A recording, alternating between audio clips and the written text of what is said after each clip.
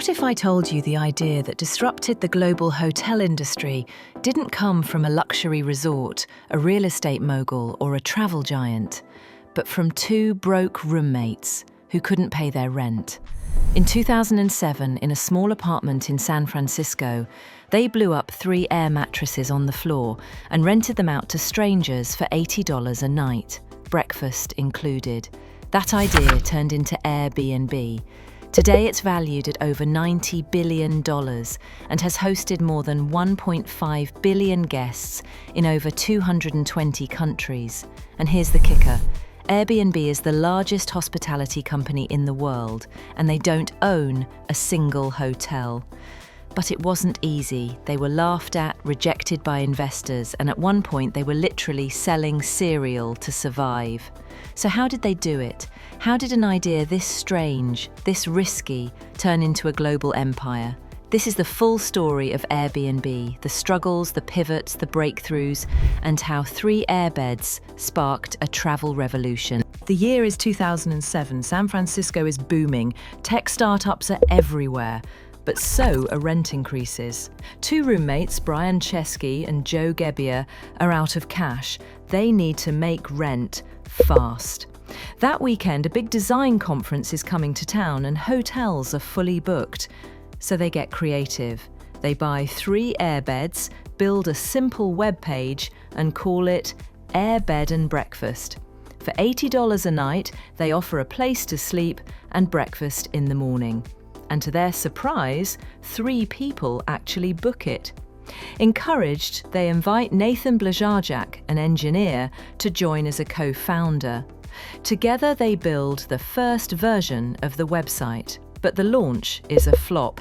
No one is booking, no one trusts it, and investors, they laugh them out of the room. Still, the team refuses to give up. They start traveling from city to city, taking photos of listings themselves, helping hosts make their homes look appealing. Fun fact, Airbnb launched 3 separate times and failed each time before things finally started to click. By 2008, they were deep in debt and nearly ready to quit. But with the Democratic National Convention coming to Denver, they saw an opportunity. Hotels were sold out, but thousands of people still needed a place to stay. The team quickly rebranded their site for the event and pushed listings in Denver. But they needed cash to market it. So they launched a side hustle, novelty cereal. They designed and sold limited edition boxes called Obama O's and Captain McCain's. They boxed them by hand and sold over $30,000 worth. It was weird, risky, and brilliant. The cereal stunt got them national media coverage and the attention of Paul Graham, founder of Y Combinator. It can go on Combinator. With a tiny seed investment, Airbnb got a second life. They joined the accelerator, rewrote their strategy, and started gaining traction. Fun fact: the Obama O's cereal box is now displayed in the Smithsonian as a symbol of startup creativity. If you're enjoying this breakdown, consider subscribing. We release a new business story like this every single week. So, how does Airbnb make money? Simple.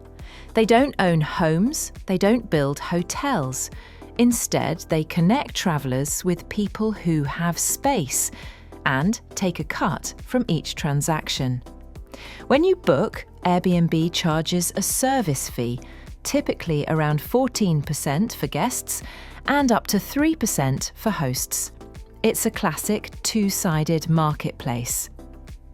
As more people list their homes, more people book, and Airbnb grows without owning a single room.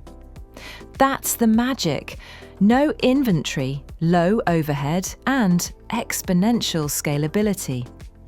Over time, they added more ways to earn: experiences, premium listings like Airbnb Luxe, and trip protection services. And because the platform is built on trust, listing reviews, ratings, and identity checks, it gets stronger with every use.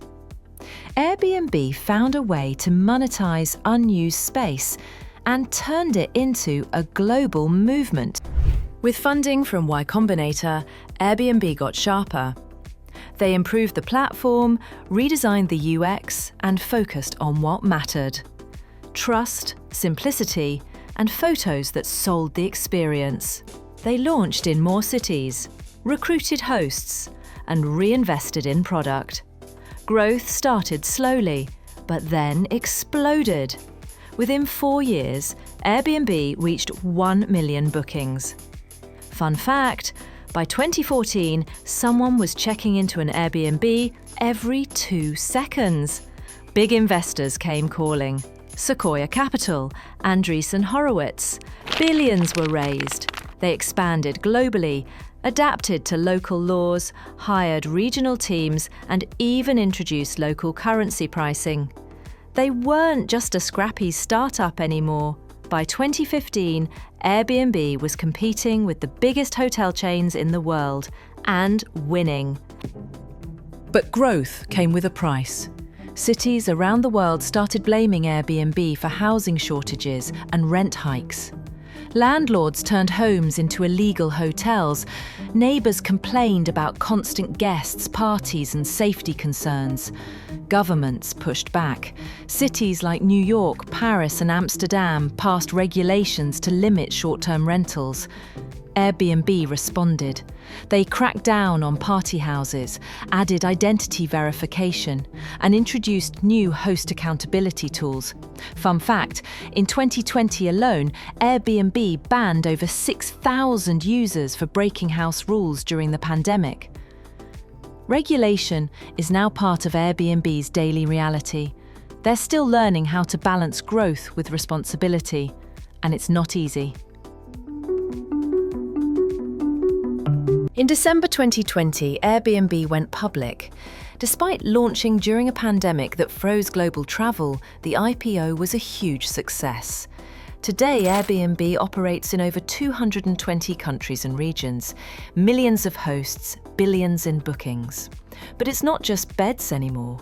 You can now book tree houses, tiny homes, boats, castles, even guided hikes and local cooking classes. Fun fact, the most wish-listed Airbnb in the world isn't a luxury villa, it's a geodesic dome in the middle of the California desert. Looking ahead, Airbnb is doubling down on long-term stays, remote work, and personalized search powered by AI. What started with 3 airbeds on a living room floor became a global platform and redefined how the world travels. That's the story of how Airbnb was built, but it's just one of many. If you enjoyed this breakdown, make sure to check out our other videos on how the world's most iconic companies got started. New episodes drop every week, so hit that subscribe button and join us as we explore the business ideas that changed the world. What company should we cover next? Let us know in the comments. We read them all. You won't just get facts here, you'll get the full story behind the strategy. This is how they built it, and we're just getting started.